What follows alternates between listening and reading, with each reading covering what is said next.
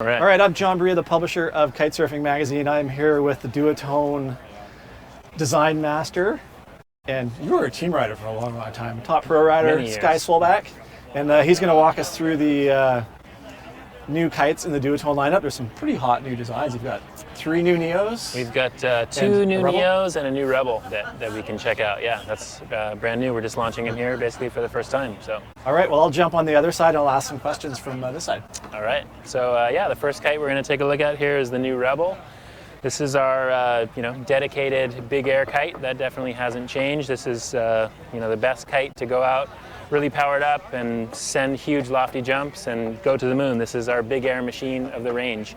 But what has changed about the Rebel for 2024 is done some things with the wingtips to give it a little bit different feel, still keeping that Rebel DNA that everyone kind of knows and loves, but lightening the bar load a little bit. So we went with a slightly different wingtip geometry, slightly more square tip to increase the turning speed, and a little bit more neutral angle of attack in the tip and tip strut. And that basically just lightens the bar load, increases the turning speed, and it also allows the kite to complete a loop much easier than the previous Rebel. So when you have the kite loaded in a kite loop, it wants to fly above your head and catch you much easier than in past years. So yeah, still a huge big air machine, lighter bar feel, quicker steering, better looping. And yeah, that's the Rebel SLS for 2024. Yeah, so was that design kind of geared towards like the number of pro riders looking to get like really big height but still have a really good looping kite? Yeah, a lot of riders will bounce back and forth between the Rebel SLS and the Evo D-Lab depending on the wind speed and the type of tricks they want to do. I think the Evo D-Lab is definitely more like in that category of going really huge and doing like double kite loops and even quicker steering. But I think control wise and just the amount of hang time you actually get, they'll choose to ride the Rebel when they just want to go huge and take the board off and get really big lofty jumps and do single kite loops and not doubles. So yeah, this and the Evo are both kind of our big air kites for team riders. Okay, next new kite in the range is the Neo SLS. This got an upgrade from last year. This is our dedicated high-performance wave kite. It's also an amazing free-ride kite, so you don't necessarily have to ride waves with it, although that is what it's made for. Some changes from last year. We've gone to a little bit more square wingtip. So this corner here, the leading edge, is a little bit more forward. It allows the wingtip to flex in a way that increases the turning speed. And similar to what I just mentioned on the Rebel, we also have a little bit more neutral angle of attack in the tips, increases the turning speed, increases the D-power. And yeah, typically when you go to a really wide tip like this, it can tend to make the bar start to feel a little bit heavy. So that was one thing that we had to overcome with this new wider tip, was to bring the bar loads back down, and we did that with the way that we shaped the tip strut, so it's got a little bit straighter profile on the tip. Yeah, I think if you ride this kite compared to last year's Neo SLS, you feel quite a huge difference in turning initiation, like the speed of turning, the completion of the loop, and the more complete D-power, which is great, of course, for a wave kite. When you push the bar away, you want it to completely D-power, and this new wingtip geometry helps accomplish all of those things.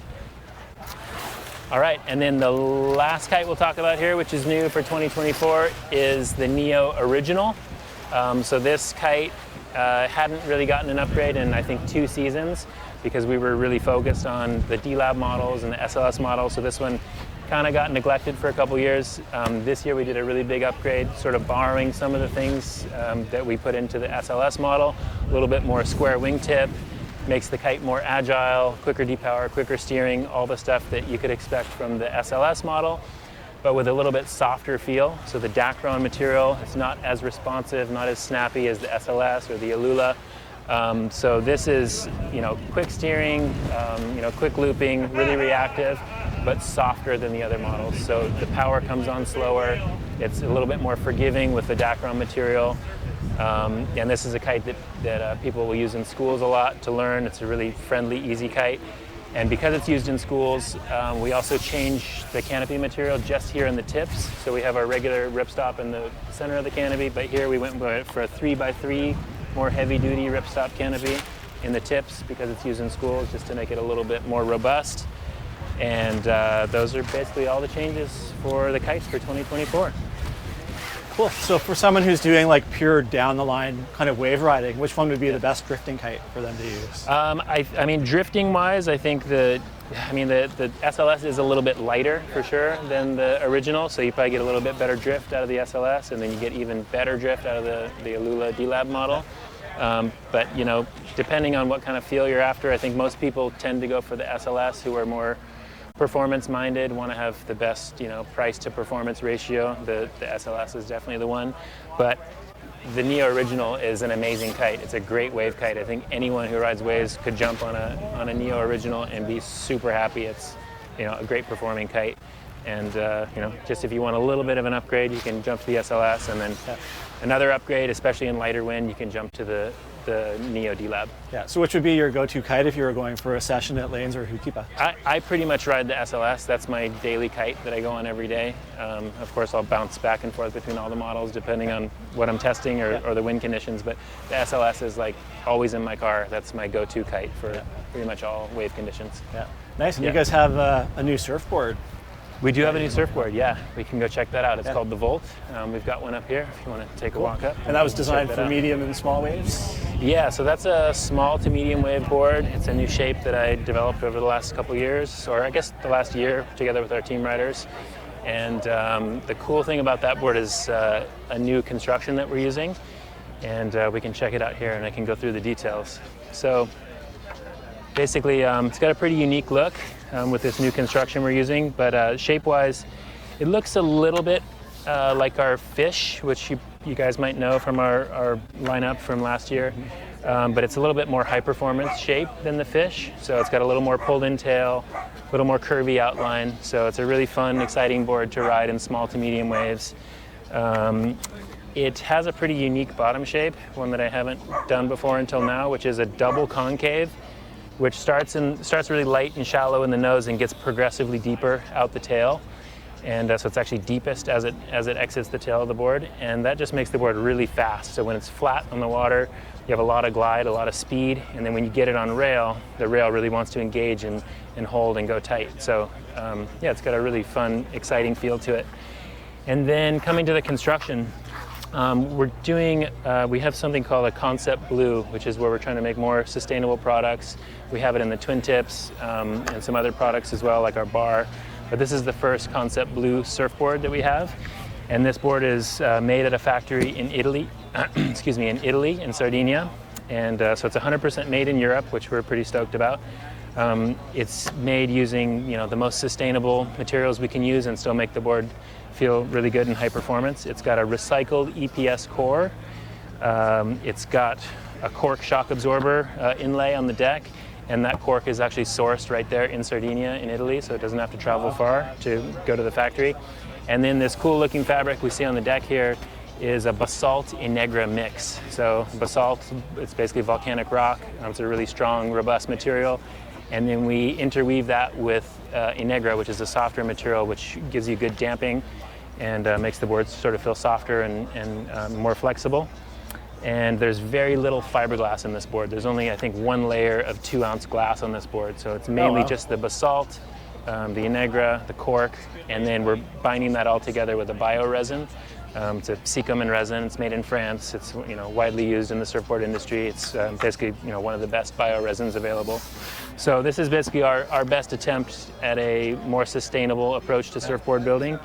And hopefully we'll be making more boards in the future with these guys, and we're super stoked on this. Yeah. So on the wax side, is that a Sky Solbach approved wax job on the other side? Is that your personal board? This is actually a sample, since we couldn't get any in time for the show. This is my personal board that I hand carried from Maui. So yeah, it's just got the That's what I was guessing. It looked like your surf job. Okay, wax job. That's my wax job. Yeah, it looks good. So yeah, super stoked. It comes in 3 sizes, 5'2", 5'4", and 5'6". Yeah. And yeah, I think it's going to be a pretty fun board. So when you're designing the boards, you use CAD design software, right? And then, so how many prototypes would it take for you to get kind of dialed into where you want to get? You know, it just varies depending on how good or bad the board is, I guess. For this board, I think I probably nailed this in less than 10 prototypes. But still quite a few. Yeah, it's still quite a few. Just, trying different variations of, depth of concave and different outlines and stuff like that. But we were able to settle on a pretty good shape pretty quickly with this board. What's sort of the biggest thing that you change as you're going through the design? So you said you changed the outline. Do you change the rail thickness a lot too in the different prototypes, or do you have a general idea of where you want to be? I mean, typically if I start to work on a new model, I'll sort of borrow things, from other models. That's the nice thing about CAD. I can sort of grab and copy and paste, rail templates out of other boards that I know are kind of in the range where I want them to be.